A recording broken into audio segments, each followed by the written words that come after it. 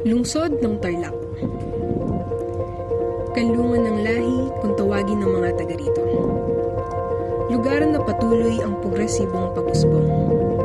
Dito, makakakita ka ng mga naglalakihang gusali, modernong transportasyon at malawak na oportunidad para sa lahat. Kung kaya't hindi mo masisisi ang mga tao sa probinsya na lumipat dito dahil sa halos walang hanggang oportunidad na pwede nitong ibigay.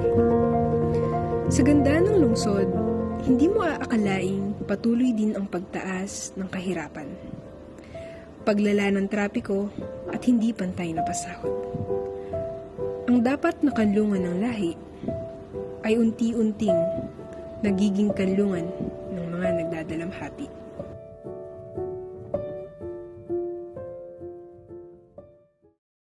Nandito tayo ngayon sa F. Tañedo Street upang masilyapan ang mga hile-hilerang pagkaing kalye at upang matikman na rin ang mga ito.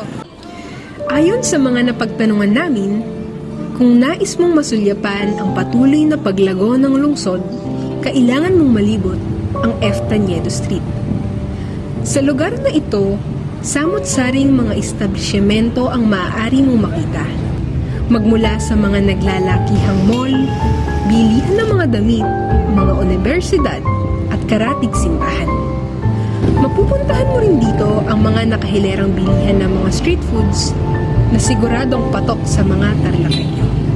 And para sa isang katulad ko na mahilig sa mga pagkain ito, nakaka-excite ito. Kaya tara at tikman na natin. Habang naglilibot at namimili kami ng mga makakainan, isang pwesto ang pumukaw sa aming pansin. Isang aling nagtitinda ng tusok-tusok. Siya si Ate Angel Garcia, 27 taong gulang, na mula sa Barangay Tibag. Hi ate, kamusta po kayo?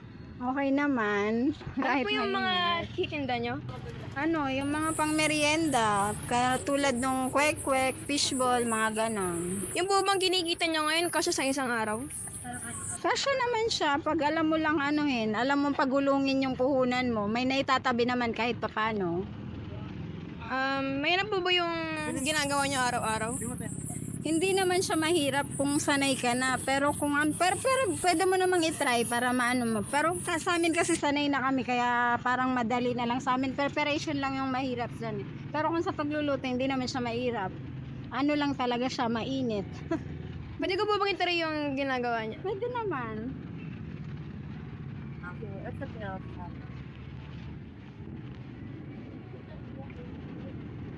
Dito So ayun guys, Sa mag-gloves kabilang- tayo.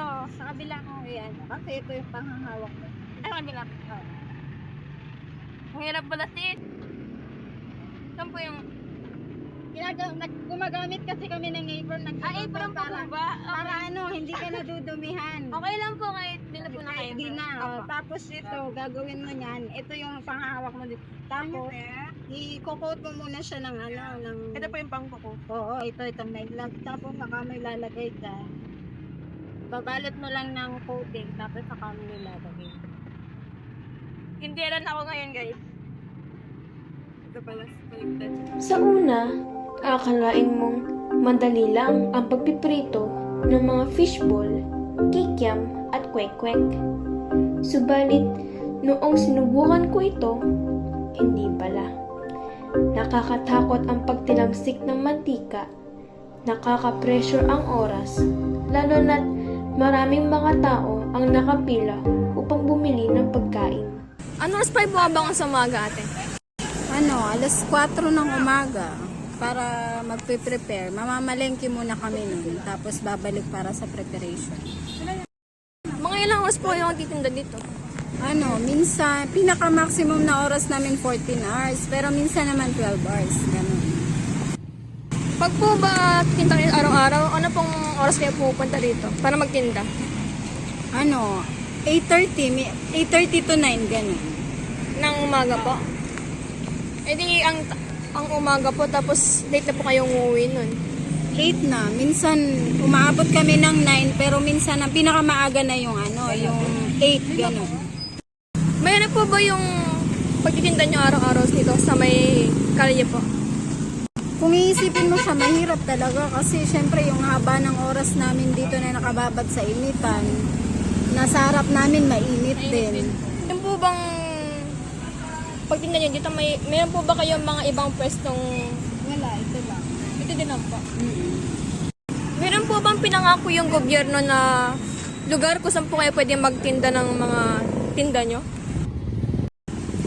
Sa ngayon, wala pa naman kami na meron kaming, nabibigyan kami ng sarili para lang sa mga nagtitinda ng ganito. Kumbaga itong pwesto nyo pong ito, kumbaga na lang po nyo, parang unahan na lang po yung pwesto nyo. Hindi naman sa unahan kasi dito kasi may mga kasama din kaming nagtitinda. Siyempre yung mga kasama namin kumbaga respeto na lang sa isa't isa. Siyempre kung sino yung pinakauna talagang nagtinda dito nung pinakauna, kung saan siya nakapwesto doon na siya, hindi naman sa hindi pwedeng doon siya pumesto kasi pag hindi naman kami nagtitinda, pinipwestohan nila. Pinapalis po ba kayo dito? Hindi naman yung minsan pinapaalis kami lalo na kapag Oo, pag nagki-clearing sila, napapalis kami dito. Saan po kayo pupunta ng pag pinapalis po kayo? Naghahanap ulit ng panibagong pwedeng pwestuhan. Pinapaalam namin sa kung saan kami pwede. Kumbaga sa halimbawa, sa mga ganyan, nagtitinda ng ganyan, papaalam namin kung pwede namin tindahan dyan sa harap nila. May chances po ba na matumal yung tinda or Meron, kung tutusin, meron talaga, lalo na pag tag-ulan siya. Tsaka pag bakasyon, walang estudyante kasi halos lahat kasi ng mga suki namin dito estudyante. Tsaka yung mga empleyado dyan sa dyan sa yung mga empleyado ng mga mga BD or mga ano po? Matapos ang aming panayam kay Ate Angel, oras naman para maglibot kami sa ibang lugar sa lungsod. Hindi mabilis na makakapunta ang aming grupo kung hindi kami magkukumute. Kung kaya't kami ay naglakad patungong terminal para sumakay. At doon, aming nakilala si Kuya Freddy Briones. Isang tsuper na nagmamaneho ng pampasaherong jeep sa loob ng 40 taon. Magandang hapon kuya, ano pong pangalan nyo? Freddy Briones. Freddy Briones. Bale, ilang taon na po kayong namamasada? 40 years na ako sa 40 years. Bale, 40 saan po years na akong driver. Pero itong pamamasada ko lang, medyo lang mga 20 years lang siguro. 20 years. Dahil naging family driver ako ng Manila. Nag-bus driver rin ako ng Manila. Nag-tracking, lahat ng nasubukan ko na. Bale, marami na pong experience about sa pamamasada. So, bale ngayon po, saan po ang ruta nyo? Victoria, Tarlac, vice versa. Balikan po, bale, ilang ikot po yung sa isang araw? Isang ikot lang pag nasa clean up ka. Pero pag nakatap ka, malapit sa katap, nakaisat kalahati ka naman, ganun. Yun na po yung pinaka, bali po, kada pag umaga, anong oras po kayo nagbabiyahe? Sa umaga, ang biyahe namin sa first trip namin doon, alas 5. Last trip namin rito, hanggang alas 9 ng gabi. So, bali, mahaba-habang antayan po ang, Mahaba, tis-tis ang... Kamusta naman po ang kinikita nyo sa araw-araw ngayong 2024? Ngayon, halos pang-araw-araw lang na gastos ang may pambili ng ulam, may konting baon ng mga eskwela, gano'n. Wala nang naipon na pang-sari. Balita ko po, patuloy pa rin po ang plano ng gobyerno about sa modernisasyon ng jeep. Ano pong masasabi nyo dito? Yun na naman ang isang napakahirap na sitwasyon. Kung ano yung desisyon ng gobyerno, kung gano'n ang gusto nila mangyari, wala kaming magagawa. Kung hindi, yung may pera, silang kukuha. Kaming wala, tatambay na lang siguro. mahirap po talaga siyang So kuya, pag napasa nila yon, kukuha ka pa ng jeep na binibigay nila? Hindi na, sa akin, hindi na ako kukuha. Dahil malaki ang, kwan, magkakautang ka ng malaki. Bis na wala kang utang, kakautang ka ng milyon, wala na. Paano yun kuya? Ano na lang gagamitin mong pang kuha ng pang-araw-araw yung panggastos kung di ka na makakapamasada? May ibang paraan naman eh. May ibang negosyo naman na dapat na pinagkukuhanan. Kaya nagde-deliver rin ako ng mga tinatinapay sa mga baryo-baryo, ganyan. Kaya pala. So kuya, sa pamamasada, may mga napag-graduate ka na? Malapit na rin. Baka sakali tong taon na to, may mapagtapos naman sa pag-aaral niya. Kakahanga naman si kuya, makakapagpatapos na siya ng kolehiyo. Yung isa, ganun din. Yung kinuha, yung first year na yun, ganun din. Ang Bet-bet din kuya. Mala sa kuya siguro. Siguro, nakatakali. sa 20 years na ano nyo po na pamamasada, ano po mga problema na nangyari sa kalsada, sa mga jeep, ganun? Ano po mga Wala naman. na-encounter nyo po? Wala naman akong ganong problema sa kundi minsan na naplatan, na sisiraan, ganun lang. Pero kayang-kaya naman ayusin. Yun po yung mga, Wala namang aksidente na nangyayari sa akin. yun po yung mga basic problem na usually na nangyayari sa isang jeep. Wala namang nangyaring masamang sakuna sa akin, sa kalsada. Yun lang. Pero kuya, may panahon ba na matumal yung ano nyo? Pero Kada ano yun, buwan? Or seasonal siya? pag linggo, ganyan, medyo mahirap. Tapos pag wala ng eskwela, wala na talaga. So kuya, pag summer, patay na yung pamamasada nyo? Wala na. Baka yung kalahati, hindi na makakabiya yung kalahati na dito. Pag summer kuya, hindi ka naman natitenga? Kung minsan, salitan kami. Kalahati lang ang kalahati lang bibiyahe. Yung 64 kami, 32 lang bibiyahe. Palit-salitan yun. Di kuya ngayon magsa-summer na, pawala na naman kanyan yung pangkabuhayan nyo. Ganun talagang mangyayari na naman yan. Salitan kami. Yung kalahati, magkakaroon ng coding. Yan, araw-araw yan, may coding yan. Kalahati lang bibiyahe.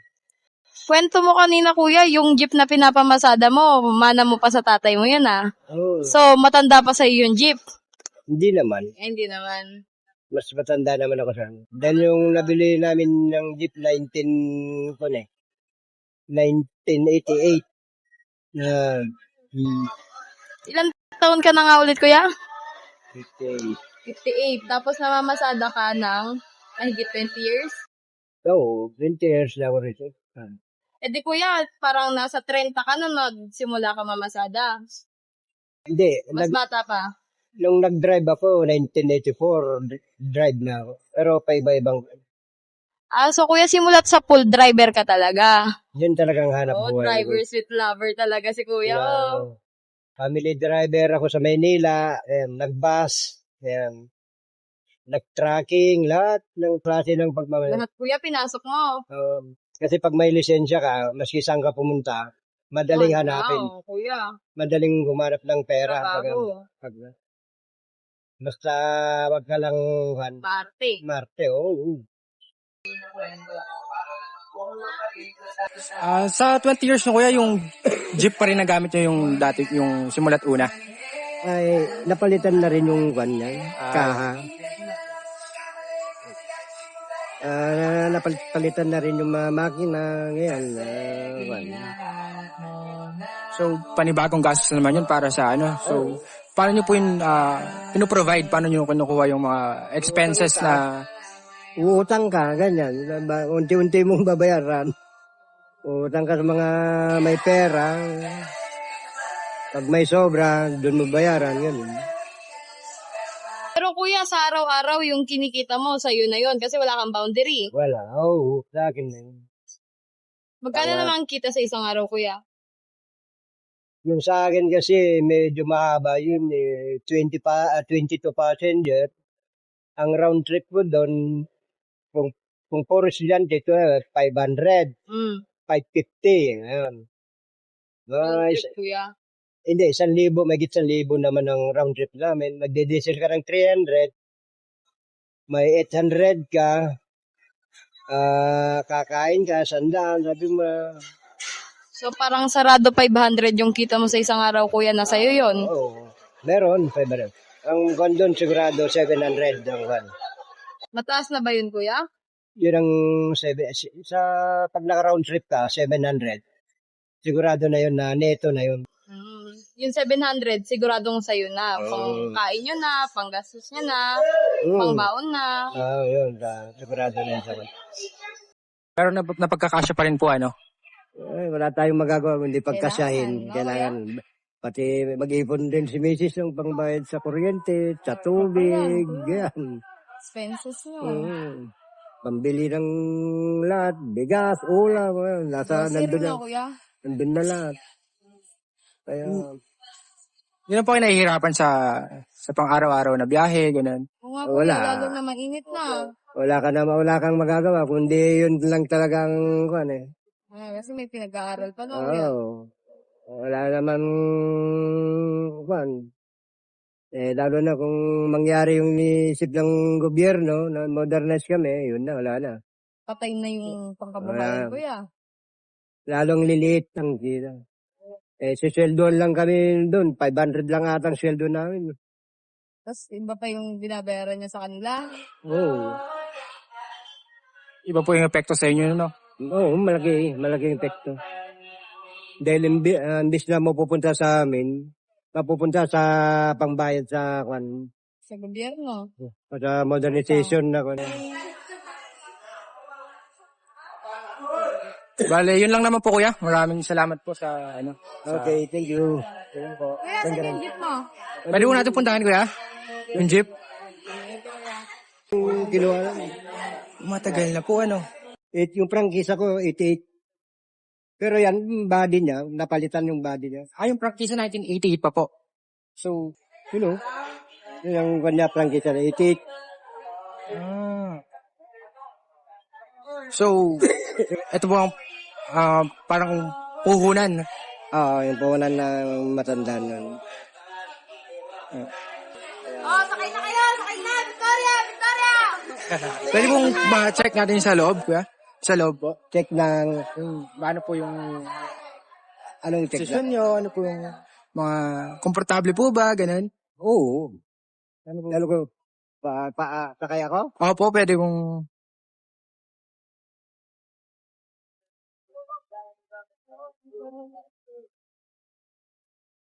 Kuya, medyo na yung dito sa jeep mo, ah. Bilad eh. Mamaya, pag na-modernize na, Pa-aircon na, mahal naman. Oo. So, Lugi ka pa doon po, no? Lugi. Oo, Iba lugi pa rin yung talaga pressure, tayo. no, kuya? So, bale, sa 20 years, ito po yung gamit nyo. Na-sustain nyo po na, ano, no? Maganda pa rin siya, kuya. Ah. Medyo, ano pa rin po siya. So,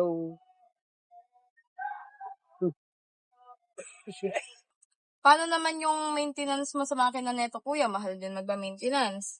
hindi. Linis ng radiator. Oo. Iba naman kasi ako, yung iba kasi, pag nakikipasada lang, Kuya. habang maandar, sige, pero ako, sarili kong sasakyan, pinag-ingatan ko, dahil pag nasira, Wala nang pamalit. masakit sa bulsa sa akin.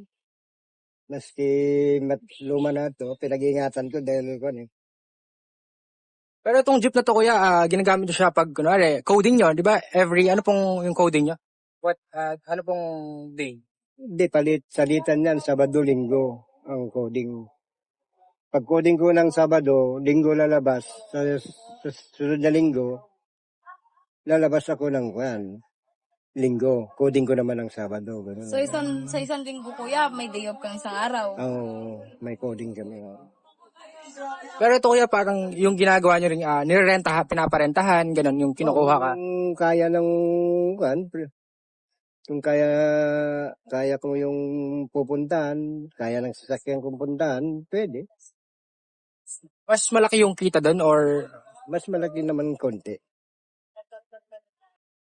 so bali mas nakakatulong yung ganong paparaan? Pag may arkila, medyo mas malaki naman ang kita. Talagang ginagrab nyo po yung opportunity kapag nagkakaroon ng ano. Kung meron mag-aayos, may mag-arkila. So yun lang naman po yan. Maraming salamat po sa pagbibigay ng opinion about sa urban transportation. Salamat po. Okay, thank you po. Kung panandalian mong mamasdan si Manong, iisipin mo wala siyang inihindang pagod dahil sa kanyang mga ngiti. Subalit kung masinsinan mong mamasdan, makita mo ang bakas ng pagod sa kanyang mukha dahil marahil sa init ng panahon at tumal ng pasahero. Matapos naming makausap si Kuya Freddy, agad na kaming sumakay ng jeep patungong San Pablo. Hindi man gaanong sikat ang lugar, dito naming naisipang magpunta dahil napag-alaman namin na may mga bahay rito na dinimolish. Nandito kami ngayon sa Barangay San Pablo at pagkababa pa lang namin ng lugar, makikita at mapapansin na natin ang iba't ibang klase ng bahay. May mga tagpi-tagpi, may mga sementado, may mga parang residential type ng lugar, no? Ng bahay. Pero karamihan dito ay simpleng bahay lang, sementado at yero. Typical na pamamahay ng mamayang Pilipino. Sa aming paglalakad, nakarating na rin kami sa mga bahay na na-demolish. Makikita niyo kung gaano kalawak yung lugar. Dito aming nakapanayam si Ginong Lourdes Pana, isa sa mga apektado na nakatira pa rin sa lugar. Magandang hapon. Ngayon nandito tayo sa Barangay San Pablo kung saan naganap yung demolition noong 2023 pa, taong buwan ng Disyembre. At ngayon kasama natin si Nanay na natagpuan natin na sila na lang yung natitirang bahay na natira dito kahit natapos na yung demolition noon. Ano pong pangalan niya, Nanay? Lourdes de la Cruz Panag po. Ilang taon na po kayo? 59 na po. Bale, ilang taon na rin po kayong nakatira po dito sa San Pablo po? 50 years na po. Kamusta naman po yung naging buhay nyo after po ma-demolish po dito sa lugar? Nung hindi pa po na-demolish, maayos naman po ang yung lugar namin. Ngayon pong na-demolish na po kami, nahirapan na po kami kasi pinalis na po kami dito. Ano po bang nangyari? Kung ano po yung nagpahirap po sa inyo na iba po? Yan kung pinapaalis na po kami dito, wala po kaming malipatan. Isa pa po, wala po akong anak buhay sa ngayon. Paano niyo po nairaraos yung araw-araw na buhay po ninyo? Kuminsan po, mayroon po nagpapalinis sa akin ng bahay. Nakikipaglinis po ako. Kuminsan naman po, binibigyan po ako yung anak kong na kuminsan nakikitulog po ako doon. Pinapakain po kami.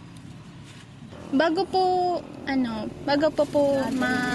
mangyari na i-demolish po dito sa lugar po ninyo, may mga nagpunta po ba sa inyo, like kumausap po sa inyo na para sabihin na may ibibigay po ba ng mga subsidy para palitan yung bahay ninyo, ganun po? Ang sinabi lang po nila, Lili, aalis na daw po kami dito kasi kailangan daw po nila yung lupa. Pero may mga binigay po ba sila na pagtitirahan nyo po, nalilipatan? Wala. Mahirap po ba yung ganitong klase ng setup na buhay po para po sa inyo? Hindi po, kasi mahirap po sa ngayon. Nahirapan po kami sa buhay. Yung po pinangakuan po ako na pag pag pinalis na po talaga ako dito, bibigyan daw po ako nila ng malilipatan ng bahay ko. Kahit banda sa dulo lang daw po nang binigay nila rokulis. Ano po yung mga ano po yung may gusto po ba kayong sabihin kasi meron po to na chance na mapanood po to ng maraming tao. Tapos kung may gusto po kayong sabihin po para po ma-speak out po yung mga damdamin po niya. Ang iniling ko lang po yung mabigyan kami ng matitirahan namin na maayos. Parang maayos po namin ang buhay namin. Gusto ko meron po kami sariling tirahan. Kasi mahirap po makikisama.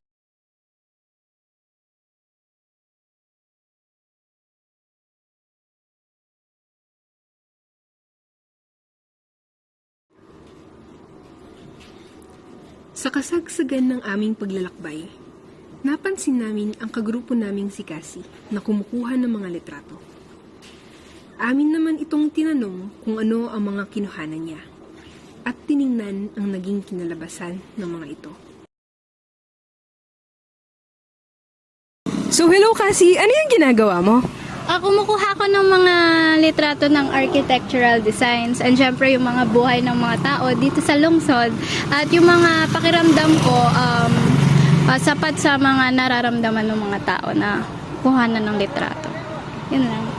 Pwede ko bang makita yung mga nakuhanan mong litrato? Sure. Nagulat ako sa ganda ng mga nakuhang litrato ni Cassie.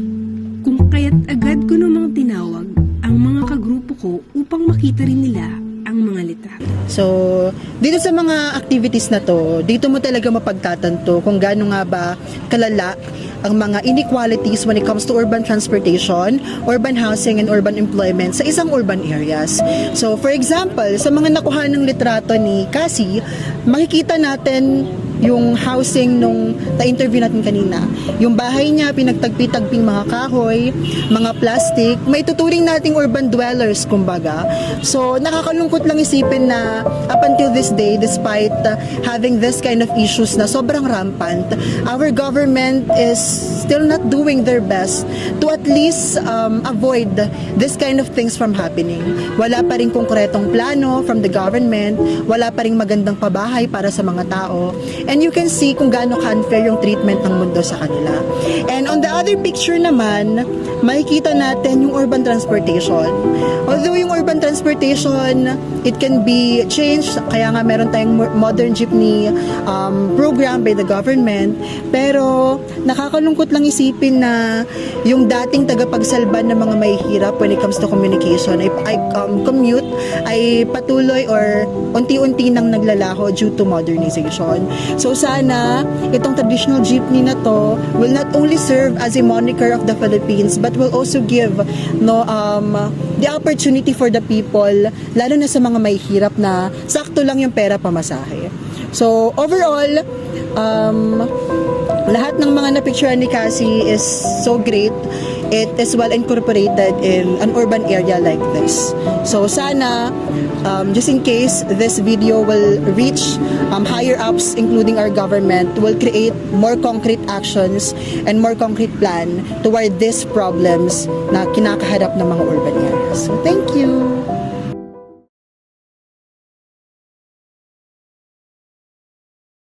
Una yung maraming basura sa paligid dahil karamihan sa mga vendors kasi hindi sila naglalagay ng mga basura nila sa mga gilid nila para doon magtapon yung mga kakagaling ng kumain na bumili sa kanila. Pangalawa is yung yung air pollution, yung maingay sa paligid.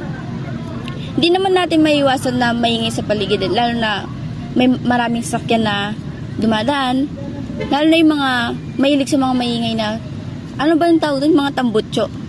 Pero yung mga ibang kasi, pinagbabawal yun. Yung pangatlo kasi yung maraming tao sa paligid.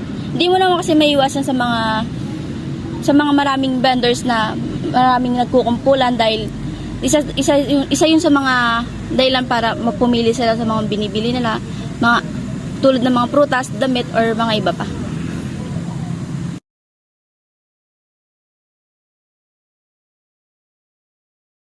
I think yung solution sa una is dapat na solution is proper waste segregation.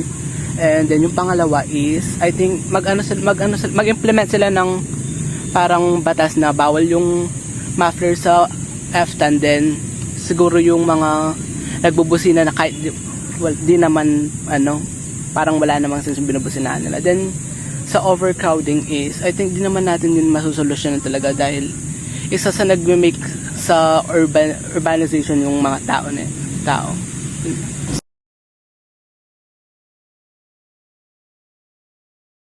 So, yung insight ko about sa documentary is about sa mga vendor. Alam naman natin na kung gaano kahirap yung ginagawa nila, and kahit na sobrang hirap yung pamumuhay nila is araw-araw pa rin silang nagbebenta kahit na umuulan, umaaraw. And alam naman din natin na maliit lang ang kitaan ng mga taong yon.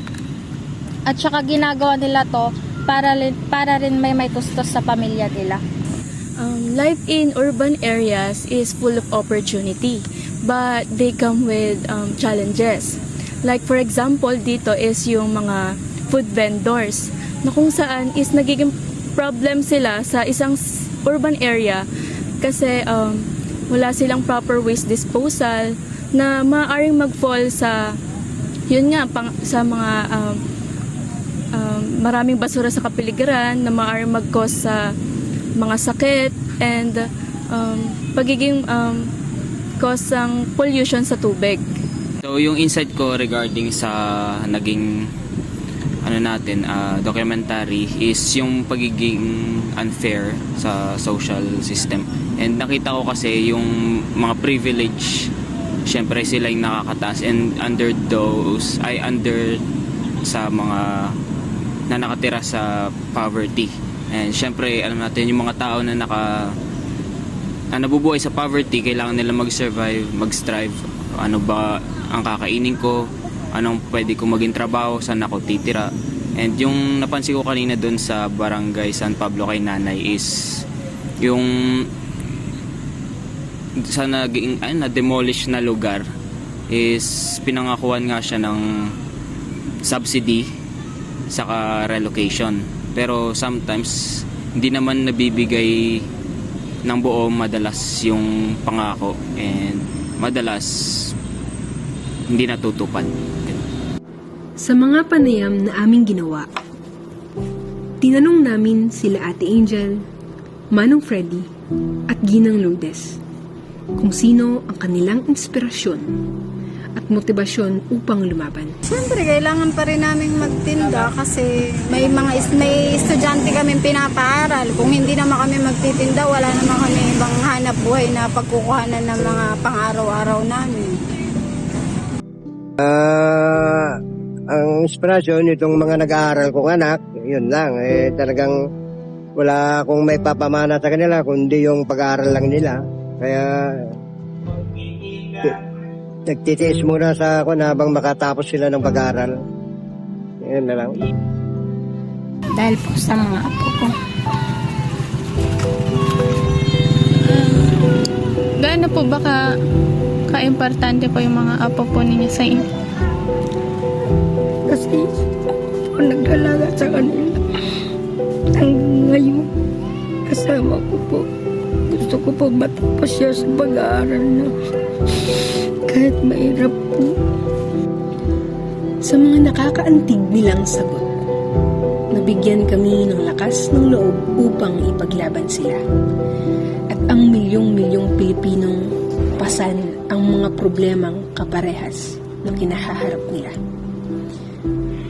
Umaasang darating din ang araw na ang lugar na kalungan ng mga taong nagdadalamhati ay maging paraiso, kung saan ang bawat tao ay may matamis na mga ngiti sa kanilang labi. Lugar na maituturing na totoong kanlungan ng mga lahi.